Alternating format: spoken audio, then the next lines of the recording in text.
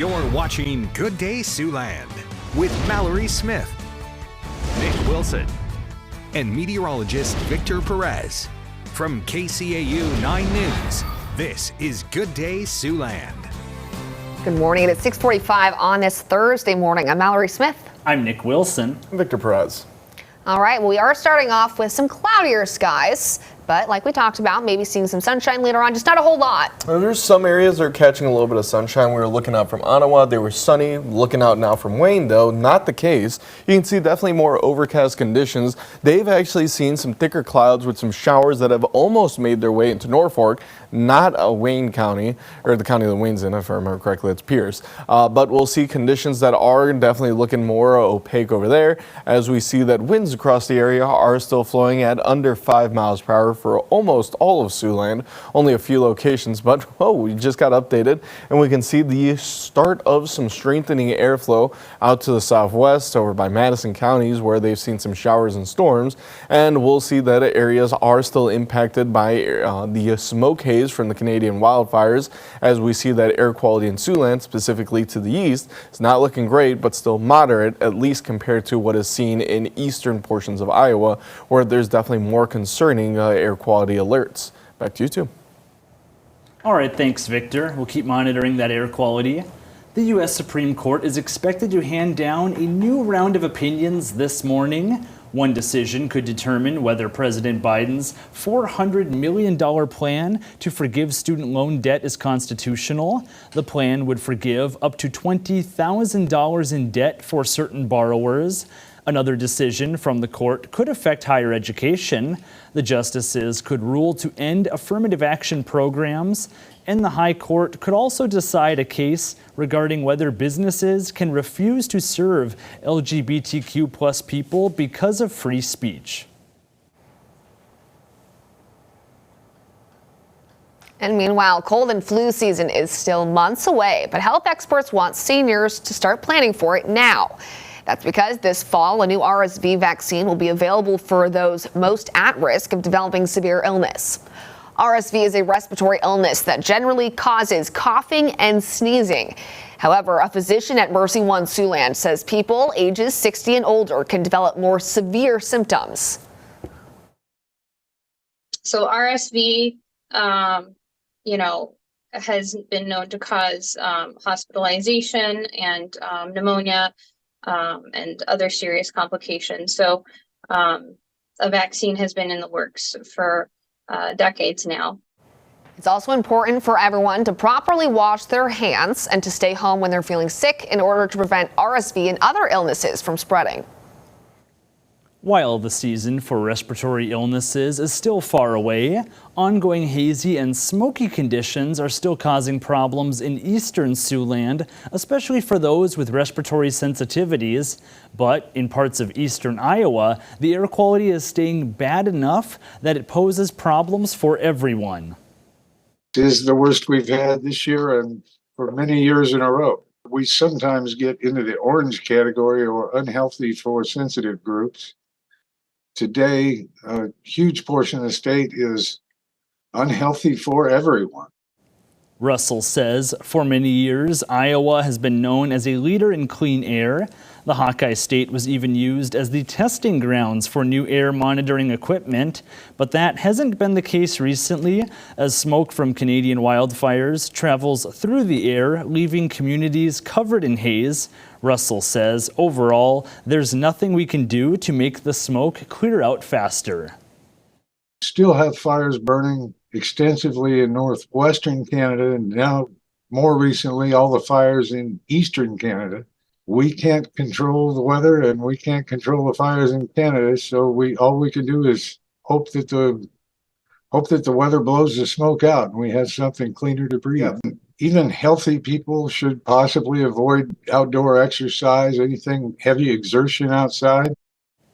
The entire eastern half of Iowa, essentially everywhere east of I-35, is under an air quality advisory through Friday.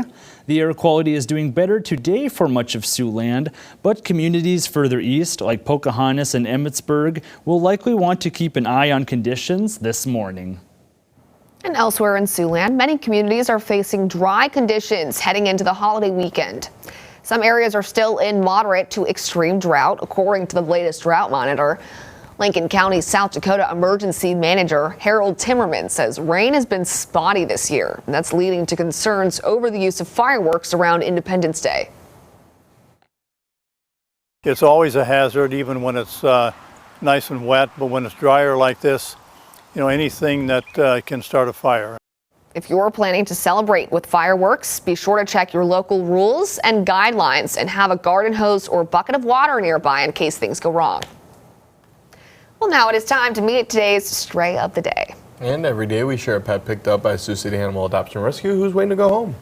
This is Hara, a 9 to 12-month-old female tan and black German Shepherd. She was found on the 1600 block of Grandview Boulevard. The rescue says she knows her basic commands, and she's a loyal, alert, and smart dog. Hara is available for adoption now. And if you've lost your pet, or if you're looking to adopt, or if you'd like to sponsor a pet for adoption, you can visit the rescue's website. It's at SiouxCityAnimalRescue.com. What a beautiful German Shepherd there. And a great dog, great personality. Just like you said, they might be a little bit more work. Especially them still being pretty young, It says 9 to 12 months? So they're still a puppy, but that means you got plenty of time to train them. Exactly. I know it might be a little bit easier too when they're younger, so that's definitely a benefit. She's got quite the long nose and mouth there, so I mean, be careful if you're eating around her. She could snipe food off your plate from pretty far away. Yeah, definitely. She's also got a long coat too, so I'm sure she's not liking these warmer temperatures too much, but probably staying inside like the rest of us. Not with the black and tan, but either way, it's going to be a little bit shadier today with the cloud coverage, but temperatures are currently in the 60s, definitely warmer to our south. You can see 73 still reported in Omaha and Denison again at 70 degrees. As Sioux City is at 65, and it's warmer actually by Vermilion and Yankton, both at 67 degrees.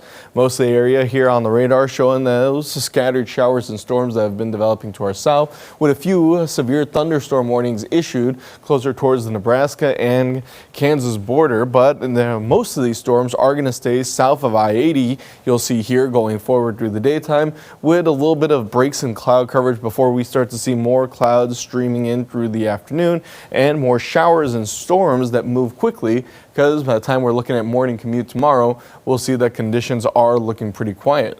Now, rain accumulation across the area is looking like it's going to be pretty light going forward. It's not until Friday morning that we start to see some accumulation in southern Siouxland, and then a little bit more as we go through the overnight hours of Friday into Saturday that we see some spotty showers and storms popping up later on. Now, temperatures today rising up into the low 90s. We'll see light northeastern breezes, so won't be getting relief from there, as the 9 on 9 shows temperatures in the 90s, then 80s falling. So we have a cooler Saturday in the park, but we'll also have to contend with some showers through the morning hours. As long as they're in the morning hours, we still get to enjoy the concert. All right, thanks, Victor. Well, now let's turn to sports, where high school softball is going strong in Siouxland. Anthony Mitchell has those details in your morning sports wrap. Good morning, Siouxland. Our MRAC softball teams were busy all over the area last night, starting off with Lamar's and Bishop Heelan taking part in a doubleheader. Bishop Heelan, they won the last 10 meetings. Lamar's, on the other hand, aiming for its first series win since 2020. Crusaders swept Lamar's earlier in the month. The Bulldogs trying to flip the script here at home. Starting off in the first inning, Kylie Hoffman delivers to Maddie LaFleur. She knocks a base hit up the gap into center field. Grace Nelson rounds third base, crosses home plate. Bishop Heelan scores the first run of the game. Bulldogs with a chance to respond. Brenna Liras with a deep shot over the head of the left fielder.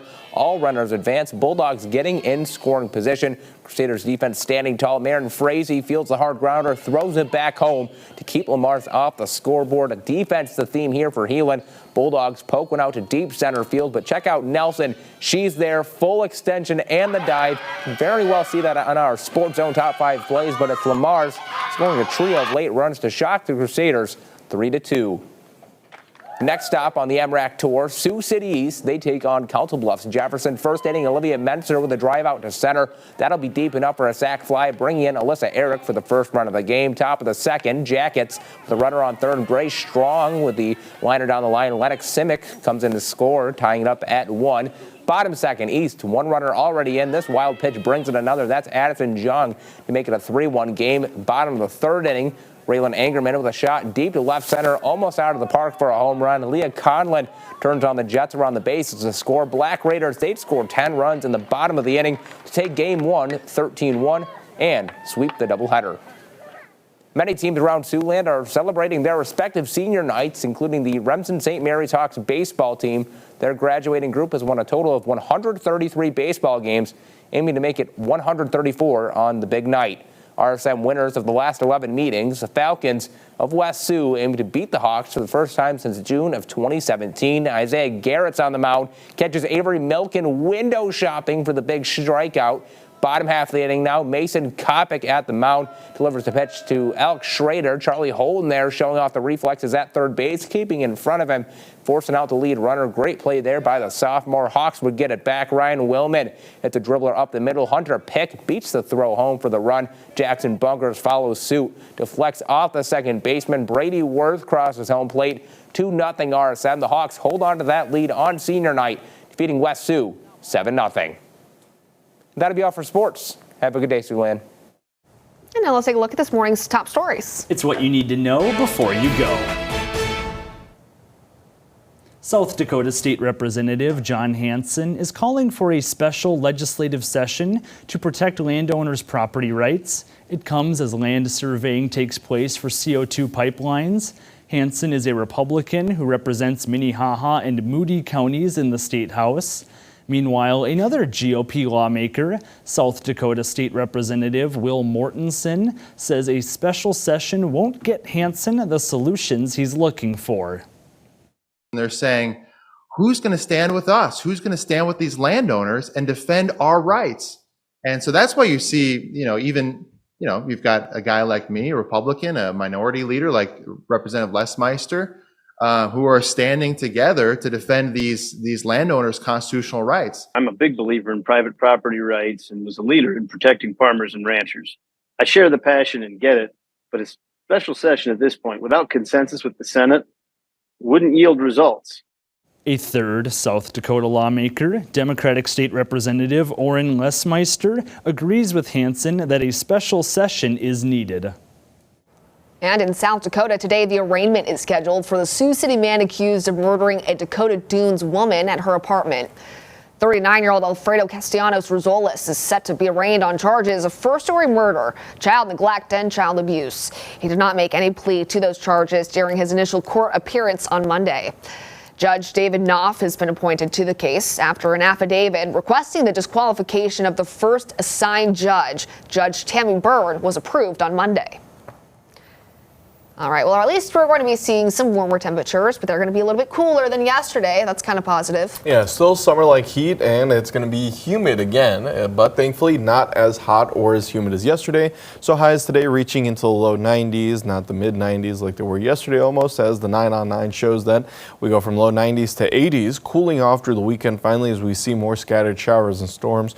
Currently, there are some showers almost trying to reach into Pierce County over by Norfolk, but they'll stay south of the Siouxland area and closer towards I-80 with some storms heading towards Omaha. Now, the next few days show some better chances for rain across the area for the morning hours of Friday and Saturday as we keep an eye on Saturday in the park. Could be seeing some showers right up till showtime as we see that the next few days after that dry out and warm up as we head towards the next big event this upcoming week. 4th of July coming up this weekend. For now, we're still looking at dry conditions through the day and evening. So we got that to look forward to if you got any plans outdoors, barbecuing, grilling, or setting off some fireworks. Yeah, definitely. I've been waiting for this 4th of July. It's going to be seeming like a great one. We've got great temperatures for it. Looking forward to it. Thankful it's a little bit less humid and a little cooler today. Yes, most definitely. I'm thankful for some cooler temperatures. All right, thanks so much for watching and have a great rest of your day.